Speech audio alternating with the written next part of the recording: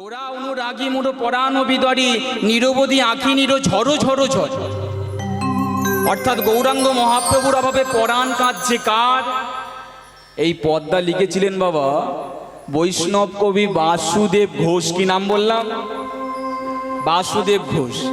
এই যে বাসুদেব ঘোষ যার লেখাই পদ, এই বাসু ঘোষের বাড়ি কিন্তু এই মেদিনীপুর জেলার তমলুকে। তমলুকে বাড়ি তার। আজ থেকে 538 বছর পূর্বে আমার ভগবান এসেছিলেন এই কলিযুগে, এই পশ্চিমবঙ্গের মাটিতে, নদিয়ার মাটি। যখন আমার ভগবান এসেছিলেন 24 বছর বয়সে যখন গৌরাঙ্গ মহাপ্রভু সন্ন্যাস নেয়, তখন কিন্তু এই বাসু ঘোষ, যার কথা আজকে আস্বাদন করছি, এই বাসু ঘোষ থাকতো এই তমলুকে। আজও যদি আপনারা তমলুকে যান, সেই বাসু ঘোষের পাঠভবন কিন্তু আজও আছে। যখন ভগবান সন্ন্যাস মন্ত্রে দীক্ষা গ্রহণ করেছে আছে নদিয়ায়, বাসু ঘোষ কিন্তু তখনকার মানুষ, সেই সময় থাকতোই মেদিনীপুরের তমলুক। যখন ওই ভগবানের সন্ন্যাস মন্ত্রে দীক্ষা গ্রহণ করার খবরটা চারিদিকে ছড়িয়ে পড়েছে না, ভগবানের যারা ভক্ত ছিল তাদের মনের মধ্যে যেন এমন ভাবের উদয় হয়েছে, তারা তো গৌরীকে ছাড়া আর কিছু বোঝে না, গৌরকে ছাড়া কিছু বোঝে না। তারা তো গৌর অন্তর্পান গৌর গৌর বলে কেঁদে বেড়ায়। গৌরাঙ্গ মহাপ্রভু যখন সন্ন্যাস মন্ত্রে দীক্ষা গ্রহণ করলো, এই খবরটা চলে আসলো বাসু ঘোষের কাছে। বাসু ঘোষও জানতে পারলো যে আমার ভগবান সন্ন্যাস মন্ত্রে দীক্ষা গ্রহণ করেছে, চলে যাবে নদিয়া আছে। বাসু ঘোষ না খবরটা পাবার পর থেকে আর ঘুমাচ্ছে না, আর খাচ্ছে না। একটাই কথা, গৌরী দেখা দাও, দেখা দাও, দেখা দাও। বাসু ঘোষের অন্তরের ডাক পৌঁছে গেল ওই নদিয়ার গৌরাঙ্গ সুন্দরের কাছে। ভগবান সন্ন্যাস মন্ত্রে দীক্ষা গ্রহণ করি ওই নদিয়া থেকে, শান্তিপুর থেকে জলপথে এসেছিল আমাদের শামপুরে। এই যে শামপুরে পিছলদাও বলে একটা জায়গা আছে, ওখানে এসে প্রথম বিশ্রাম নিয়েছে। তারপর থেকে পায়ে হেঁটে গিয়েছিল উড়িষ্যায় লীলাচল।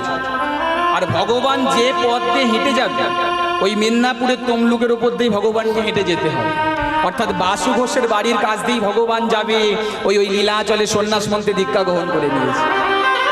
ভগবান কিন্তু ভক্তের ডাক বুঝতে পেরেছে, তাই ভগবান মনে মনে ভাবলো আমি একবার হলেও বাসুকে দেখা দেব।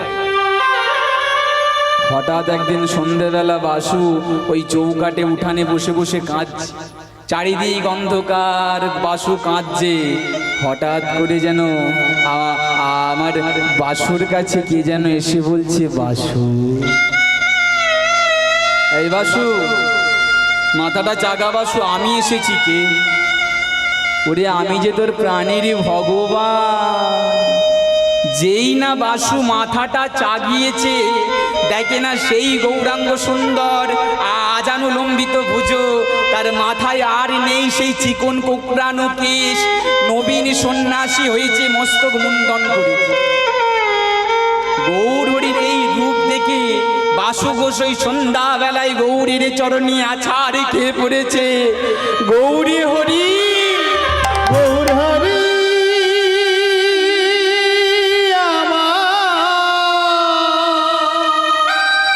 এসেছো তুমি আমার কাছে, আমার ডাক তোমার কানে পৌঁছে, আমার প্রণাম গ্রহণ করো গৌরী। গৌরীকে দেখে বাসু ঘোষের কান্নাটা দ্বিগুণ হয়ে গেছে, হাউ মাউ করে কাঁদছে। গৌরীকে কি বাসু ঘোষ এত সহজে ছেড়ে দেবে? তমলুকে তার গিয়ে ভগবান এসেছে, সে কি ছাড়ে? বাসু ঘোষ বলকে ভগবান বলছে, এবার শোন, তুই আমাকে দেখতে চেয়েছিস তাই তোর কাছে এসেছি। শোন, আমার যে দেরি হয়ে যাচ্ছে, এবার চরণটা ছাড়, আমায় যে যেতে হবে। বাসু ঘোষ বলে, কোথায় যাবে? ওটা তুই জানিস না? আমি চলে যাব, সন্ন্যাস নিয়েছি ওই লীলাচল। জানি প্রভু, যাবার আগে একটা মিনতি আছে, আমার পূরণ করবে কি না? একটা রাতের জন্য আমার গিয়ে তুমি বিশ্রাম নেবে? ওরে বাসু, যে সন্ন্যাস মন্ত্রে দীক্ষা গ্রহণ করে তার যে গিয়ে থাকা চলে না। জানি তো, আমিও তো সংসার করিনি, আমি তোমার পথ অনুসরণ করেই চলছি, কৃপা করে আমার গিয়ে একটা রাত তুমি বিশ্রাম নাও। ভক্তের কথা ফেলতে না পেরে ভগবান কথা দিলেন, থাকবো তোর গিয়ে। ভগবান থাকলেন সেই রাত্রিরে ওই বাসু ঘোষের গিয়ে। আর বাসু ঘোষ সেবা দেবার পরে চরণ দুটো সেবা করছে, চরণ সেবা করছে, রাতের বেলায় শয়ন করে আছে গৌরহরি, আর বাসু ঘোষের নয়ন থেকে টপ টপ করে জল পড়ছে। হঠাৎ করে ঘুমটা ভেঙে গেল গৌরহরির। বাসু, তুই কাঁদছিস? গৌরহরি, কাঁদবো না, কাঁদবো না,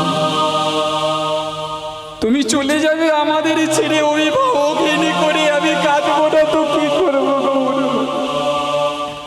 জানো প্রভু, তুমি যেদিন থেকে সন্ন্যাস নিয়েছো, যেই দিন থেকে সেই খবরটা আমার এখানে এসেছে, আমি যে ঘুমাতে পারিনি, আমি শুধু নয়নের জলে গৌরে গৌরে বলে কেঁদেছি।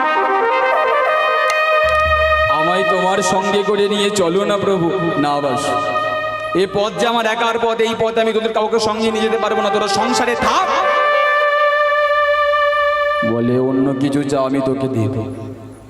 ভগবান গৌরহরি বাসুকে বলছে সঙ্গে নিয়ে যেতে পারবো না, তবে অন্য কিছু চা তোকে আমি দেব। বলে দেবে আমার? হ্যাঁ দেব। আগে আগে স্পর্শ করে তিঃশব্দবদ্ধ করো, তিঃশব্দবদ্ধ করো, আমি যা চাইবো তাই দেবে। গৌরহরি বাসু ঘোষকে বললো, শুনে রাখ বাসু, আমি কথা দিচ্ছি তোকে স্পর্শ কর, তুই আমাকে সঙ্গে নিয়ে যা, বাদ দিয়ে যা চাইবি আমি তোকে তাই দেব দেব দেব। যেই না বলেছে দেব দেব দেব, বাসু ঘোষ বলে আমি এখন চাইবো। কাল ভোরের বেলায় তুমি আমার ঘর থেকে চলে যাবে বলেছো তো, ওই যাবার সময় কিছু চেয়ে। রাতের বেলা গৌরহরি শয়নে গেলেন, আর ওই বাসু ঘোষ ঘর থেকে বের এসে একটা কোদাল নিয়ে ওই উঠানের মধ্যে, তার উঠানটার মধ্যে গর্ত খুঁড়তে শুরু করেছে। গর্ত খুলতে খুলতে এক মানুষ গর্ত খুলে ফেলেছে। দেখতে দেখতে ভোর হয়ে গেছে। কোদালটা রেখে দিয়ে বাসু ঘোষ আবার সেই চৌকাটে গিয়ে বসেছে, যে কক্ষের মধ্যে গৌরহরি শয়ন করেছে। ভোর হওয়ার সঙ্গে সঙ্গে গৌরহরি যেই নিদ্রাটা ভেঙে গেছে, যেই ঘর থেকে বের হয়ে চলে যেতে যাবে, বাসু ঘোষ হাতটা ধরেছে, কোথায় যাচ্ছ গৌরহরি? কাল রাতে আমায় কথা দিয়েছিলে না, যা চাইবো তাই দেবে, তুমি কি ভুলে গেছো? বলে না ভুলিনি, বল তুই কি চাস? যেই না বলেছে বল তুই কি চাস, গৌরের হাতটা ধরে বাসু ঘোষ হিড়িড়ি করে টানতে টানতে নামিয়ে নিয়ে এসেছে সেই উঠানটার মধ্যে। উঠানে কি ছিল বলুন তো? কি করলো রাতের বেলা? গর্ত খুলেছে।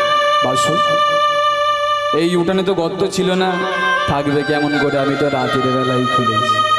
জানতে চাইছিলে না আমি কি চাই? তবে শুনে রাখো, আমার চাওয়া হলো এটা। ওই বাসু ঘোষ গৌরের হাতটা ছেড়ে দিয়ে ওই গর্তের মধ্যে গিয়ে বসেছে, আর নয়নের জলে কাঁদতে কাঁদতে বলছে, গৌরে হরি, সঙ্গে যখন আমায় নিয়ে যাবে না, আমার শেষ চাওয়া হলো আমায় ছেড়ে চলে যাবার পূর্বে, আমার পক্ষ থেকে যাবার পূর্বে আমি বসলাম এই গর্তের মধ্যে, ওপর থেকে আমায় মাটি দিয়ে, আমায় সমাধি দিয়ে তুমি আমার ওই জীবন্ত সমাধির ওপর থেকে হেঁটে চলে যাও গৌরহরি। না বাসু, এগিয়ে চাইছিস? কাল রাতের বেলায় তোর ঘরে থাকাটাই আমার ভুল হয়েছে, আমি এক্ষুনি চলে যাব। তুমি তো কথা দিয়েছ আমায় স্পর্শ করে।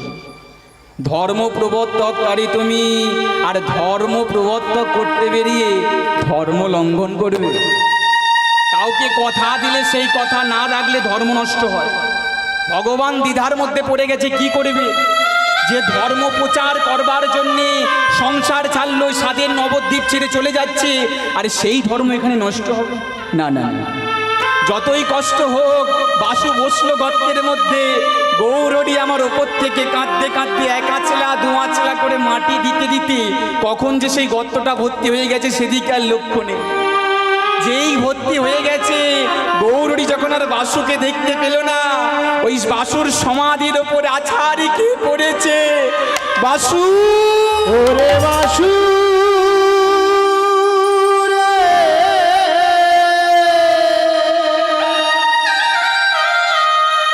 আমি কি করি? ফিরে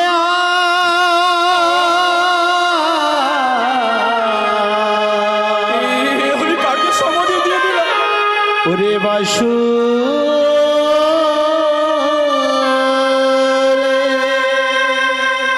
আমি যে আমার ভক্ত বাসুকে সমাধি দিয়ে দিয়েছি, গৌরহরি যেতে পারলো না ভক্তের কাছ থেকে। ওই বাসুর সমাধি জড়িয়ে ধরে একদিন দুদিন 2.5 দিন শুধু কেঁদেছিল সমাধিটা জড়িয়ে, ওই সমাধির ওপর বসে বসে 2.5 দিন ধরে নয়নের জল পড়েছিল বাসু